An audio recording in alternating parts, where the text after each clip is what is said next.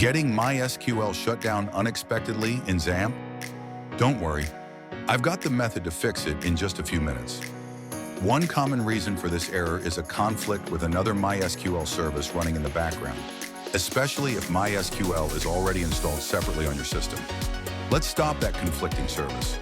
Press Window+R on your keyboard to open the Run dialog box. Type services.msc and then press OK.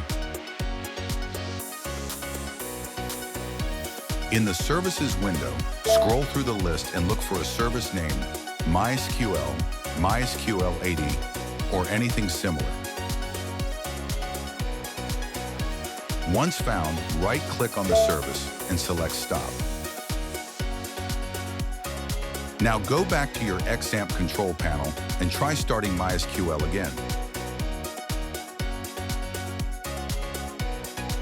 And that's it. You can see now there is no issue. MySQL is running smoothly. If you found this video useful, please subscribe my channel Code Crafted and don't forget to hit the like button. Thank you.